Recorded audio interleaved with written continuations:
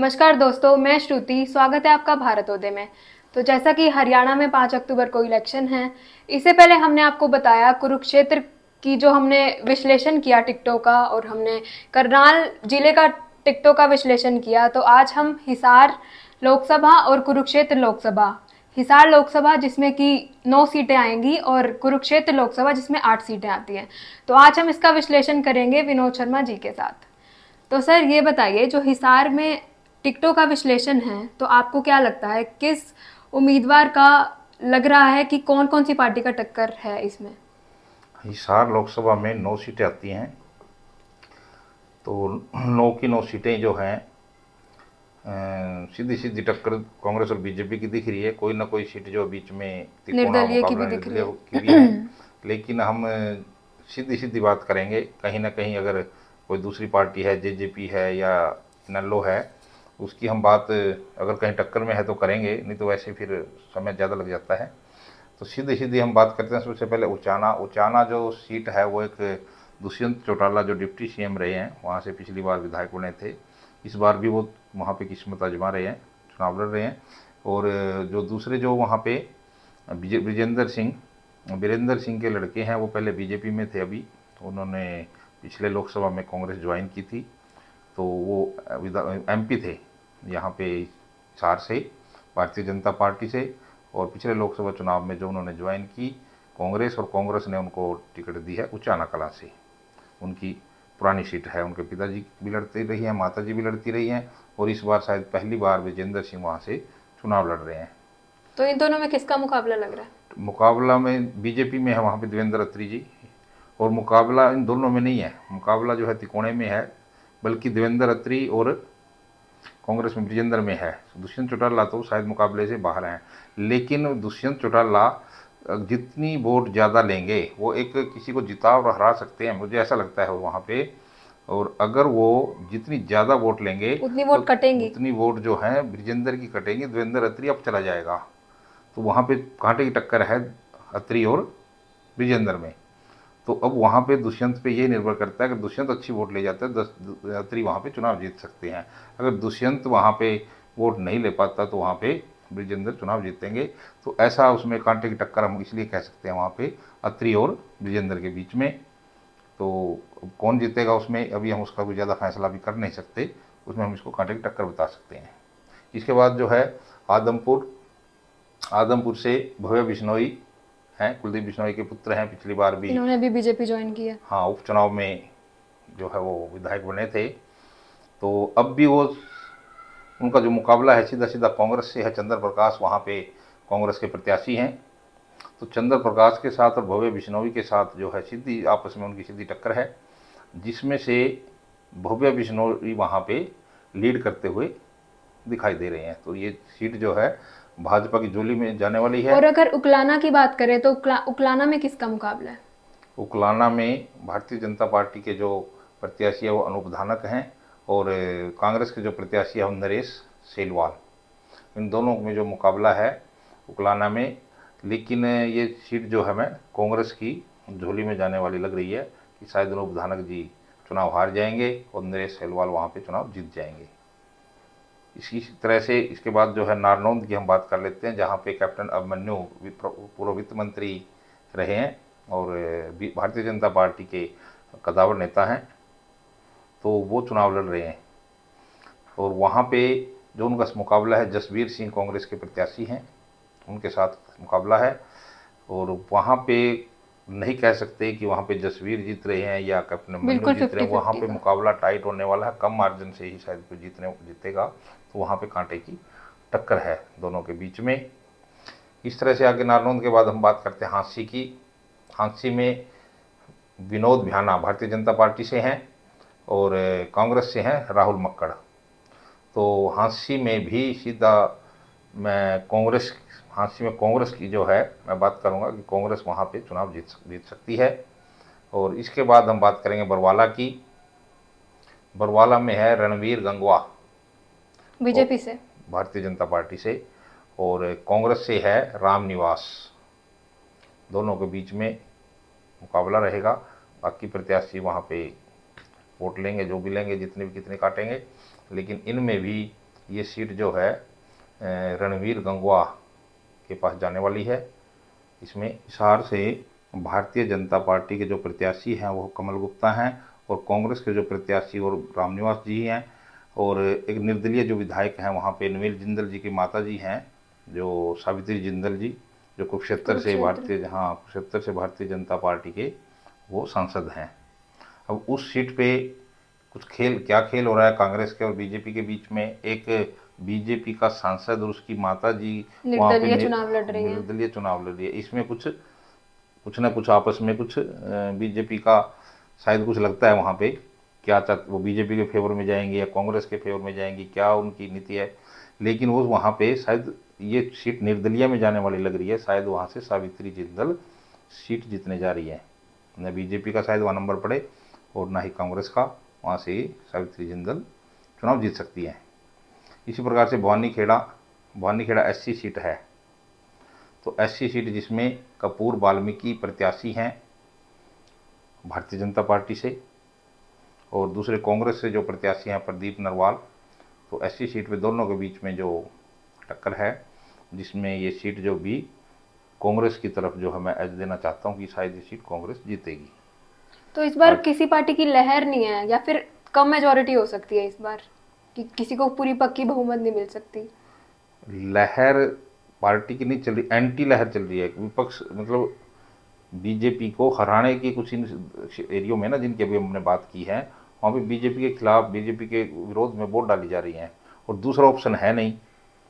तीसरे क्योंकि तिकोने मुकाबले पहले रहते हैं, कई बार वहाँ पे कोई चौटाला की पार्टी को वोट देता है, कई बार जो है अब आम आदमी पार्टी भी आई है बीच में, लेकिन उनको इग्नोर कर रही है पब्लिक, बिल्कुल ज़्यादातर सीटों पे ही बिल्कुल इग्नोर कर रही है। वोट ऐसा लगता है उनको कि एक वोट काटने वाले हैं, कटवा वोट जिसको कहते हैं, तो वो वोट लोग अपना कटवाना नहीं चाह रहे। इसलिए वो सीधी सीधी जो टक्कर है बीजेपी और कांग्रेस के बीच में ही दिखाई दे रही है ज़्यादातर सीटों पे। तो ये जो है भवानी खेड़ा की जो सीट है, इसमें भी शायद वो अपने प्रदीप नरवाल जो कांग्रेस से हैं, वो भी कांग्रेस से हैं, तो वो जीत सकते हैं। और नलवा जो लास्ट अंतिम जो सीट है इनकी, नलवा हिसार जो लोकसभा में आती है, जिसमें रणधीर पनिहार भारतीय जनता पार्टी के प्रत्याशी हैं और अनिल मान कांग्रेस के प्रत्याशी हैं। और नलवा जो विधानसभा सीट है ये भी कांग्रेस की तरफ एज जाता है, वहाँ पे भी कि कांग्रेस का जो है ज़्यादा कुछ माहौल है। तो इस प्रकार से हिसार में का जो हमने आपको सर्वे बताया, उसके बाद आता है हमने दूसरी जो लोकसभा की बात हमने करी थी। कुरुक्षेत्र की 8 सीटें, कुरुक्षेत्र में है 8 सीटें, कुरुक्षेत्र की 8 सीटों पे। तो कुरुक्षेत्र जिले का हमने थोड़ा पहले भी बताया था, कुछ ना कुछ थोड़ा बहुत शायद वही सर्वे लगभग है हमारे पास, और उसी अब भी जो है स्थिति पहले वाली ही वहाँ पर बरकरार दिखाई देती है, जिसमें थानेसर से सुभाष सुधा और अशोक अरोड़ा के भी कांग्रेस के प्रत्याशी हैं, जिसमें पिछली बार के जो विधायक थे वहाँ पे सुभाष, ये क्या नाम है, सुभाष सुधा जी, हाँ सुधा जी थे। तो लेकिन इस बार जो माहौल है वो कांटे की टक्कर इनके बीच में चली हुई है। तो जिसमें अभी कोई विषय आया था वहाँ पे शायद कोई नारे वगैरह भी लगे थे, उसमें भी विषय वो पता नहीं सच झूठ क्या है, तो उसमें ऐसा लगा था कि शायद अशोक अरोड़ा जो है एंटी बीजेपी नारे, एंटी बीजेपी नारे लगे थे उसमें कुछ, वहाँ पे ऐसा कहा जाए, मैंने सुना है अभी। अब इसमें वो कितना क्या चुनाव में इफेक्ट डालेंगे नहीं डालेंगे वो एक अलग विषय है, लेकिन कुल मिला के फिर भी वहाँ पे एज जो है कहीं ना कहीं अशोक अरोड़ा को ही जाता है। और इसके बाद जो है लाडवा मुख्यमंत्री जी चुनाव लड़ रहे हैं, नायब सैनी जी, और कांग्रेस प्रत्याशी है मेवा सिंह जी। वहाँ कांटे की टक्कर है। आप ये नहीं कह सकते कि मुख्यमंत्री बड़े कैंडिडेट हैं, इसकी वजह से वहाँ पे बिल्कुल सीधा सीधा चुनाव वो जीत रहे हैं, ऐसा कुछ लग नहीं रहा। तो बल्कि पीछे वो कुछ दिन पहले तक लग रहा था कि, लेकिन जैसे जैसे चुनाव चल रहा है कि वहाँ पे बहुत सी बातें आ रही हैं। तो ये कोई अगर चुनाव कोई मुख्यमंत्री जी अगर चुनाव जीतेंगे तो बहुत बड़े मार्जिन से चुनाव जीतने वाले नहीं हैं, तो इसलिए वहाँ पे एक कांटे की टक्कर है। तो उसके बाद जो है पेहवा में जय भगवान भारतीय जनता पार्टी से हैं, और मनदीप सिंह चट्ठा जो हैं, उनके पिताजी भी पहले वहाँ से विधायक रहे हुए हैं और उनके बेटे हैं वो, तो इसलिए वो जो मनदीप सिंह चट्ठा तो वहाँ से चुनाव जीतते हुए दिखाई दे रहे हैं। कहीं ना कहीं टक्कर है, अच्छी टक्कर है, लेकिन कहीं ना कहीं वही वो चुनाव जीतते हुए दिखाई दे रहे हैं। शाहबाद आता है इसके बाद, शाहबाद ऐसी सीट है, सुभाष कलसाना और रामकरण काला के बीच में जो है सीधी सीधी टक्कर है। रामकल काला जो जेजेपी से विधायक थे पहले, अब वो कांग्रेस में ज्वाइन उन्होंने किया और टिकट उनको दी गई है। कांग्रेस ने उन पर विश्वास जताया है और वो शायद कांग्रेस का विश्वास जो जिताया है उस पर वो सफल भी होते दिखाई दे रही हैं। तो इसलिए वहाँ पे शाहबाद जो है कांग्रेस की झोली में जाती हुई दिखाई दे रही है सीट। इसके बाद कैथल डिस्ट्रिक्ट, ये कुरुक्षेत्र जिले में आती हैं चारों, और कैथल की जो सीटें हैं कैथल जिले में जो आने वाली हैं, कैथल की हम मेन बात करते हैं जहाँ पे रणदीप सुरजेवाला जो राज्यसभा के सदस्य भी हैं कांग्रेस से, उनके पुत्र हैं आदित्य सुरजेवाला, तो वहाँ पे कांग्रेस के प्रत्याशी हैं। और लीलाराम गुज्जर जो पूर्व विधायक हैं भारतीय जनता पार्टी के, तो वो है वहाँ पे प्रत्याशी। दोनों के बीच में कड़ा मुकाबला होने वाला है। और पिछली बार थोड़े से मार्जिन से लीलाराम गुज्जर वहाँ चुनाव जीतते थे, और इस बार शायद जो है आदित्य सुरजेवाला वहाँ पे एज में दिखाई दे रहे हैं, और वो जो है ठीक ठाक मार्जिन से वहाँ पे चुनाव जीतते दिखाई दे रहे हैं।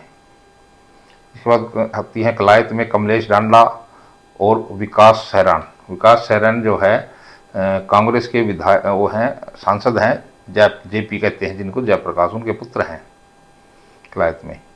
और अभी थोड़ा सा वहाँ पे तो विवादित बयान भी एक हुआ है जो, लेकिन अब उस विवादित बयान का क्या असर पड़ेगा तो उस क्या होगा क्या नहीं होगा, लेकिन उसके बावजूद भी ऐसा लगता है कि शायद विकास वहाँ पे सीट जीत रहे हैं, और ये सीट जो है कांग्रेस की झोली में जाने वाली है।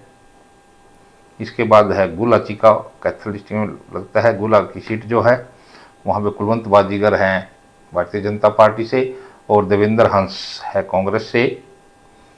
तो इन दोनों के बीच में जो मुकाबला है, और ये सीट कांग्रेस की झोली में ही जाती दिखाई दे रही है। तो इसके बाद हम आते हैं पुंडरी का भाग्य है कि पिछले कई 1996 से वहाँ से आज़ाद प्रत्याशी बनते आ रहे हैं। किसी भी पार्टी का कोई एमएलए वहाँ पे 96 के बाद 96 के बाद नहीं बना। आज जो है यानी 28 साल में जितने भी चुनाव हुए हर बार वहाँ पे आज़ाद प्रत्याशी ही बनते आते हैं। इस बार भी एक आज़ाद प्रत्याशी बीच में है जो जिसको कांग्रेस के पिछली बार कांग्रेस का प्रत्याशी था वो सतवीर भाना, वो बीच में टक्कर दे रहा है। तो इसलिए कांग्रेस और बीजेपी के बीच में उसकी भी टक्कर चल रही है, क्योंकि पूर्व विधायक वहाँ पे कई चुनाव लड़ रहे हैं। वहाँ पे अपने दिनेश कौशिक हैं, नरेंद्र शर्मा है, ये पूर्व विधायक रहे हुए हैं, तो चुनाव वो भी लड़ रहे हैं। कुछ ना कुछ वोट वो भी कितनी लेंगे या टक्कर में आएंगे तो इस समय बताएगा। तो पुंडरी में अभी सीट क्लियर नहीं कह सकते, शायद ये तिकोना मुकाबला वहाँ पे हो जाए, क्योंकि लास्ट में किसकी तरफ कौन माहौल कैसा रहेगा। तो ये हो सकता है सुल्तान सिंह जड़ोला कांग्रेस से हैं, वो टक्कर में रहे, सतबीर भाना की टक्कर उनकी हो जाए दोनों की, और या फिर सतपाल जाम्बा, क्योंकि वहाँ पे रोड बरादरी का एक अहम रोल रहता है। अभी तो ये सतपाल जाम्बा ये भी रोड बरादरी से है, और सुल्तान सिंह जड़ोला ये भी रोड बरादरी से है, और एक गोलन है, रणधीर गोलन पूर्व विधायक हैं, वो भी रोड बरादरी से हैं। अब इसमें किस किस की टक्कर रहने वाली है, रोड बरादरी कहाँ पे डिसीजन लेती है, किसकी तरफ जाते हैं, जब उसमें एक लास्ट में टाइम पे देखा जाएगा कि अगर वो भी एक किसी तरफ जाएं तो वो एक उसमें जिताऊ स्थिति हो जाती है, वहाँ से पैदा अच्छी वोट है उनकी। तो यहाँ पे पुंडरी पे मैं अभी टक्कर कहूँगा, अभी मैं किसी को यहाँ पे एज नहीं देना चाहूँगा। तो इस प्रकार से हमने 17 सीटों के बारे में आपको इसमें बताया है। तो 17 सीटों में जो सीटें दिखाई दे रही हैं, तो इस तरह से तो ऐसा लग रहा है कि जैसे कांग्रेस का कुछ जो है ज़्यादा ही माहौल है।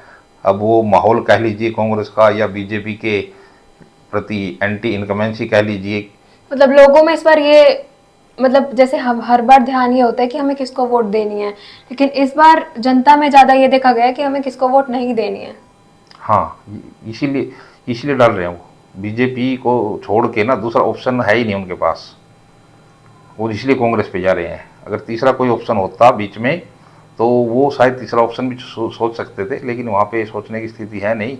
अब बीच 10 साल से बीजेपी रही है, किसी के कोई काम हुए हैं, किसी के नहीं हुए हैं, कोई ना कोई नाराज़गी रहती है किसी न किसी कारण से तो वो इसलिए जो उससे नाराज़ हो रहे हैं, तो वो सीधा कांग्रेस को उसमें फ़ायदा हो रहा है, कांग्रेस का जो हो रहा है। तो इन सीटों से तो मुझे ऐसा ही लगता है।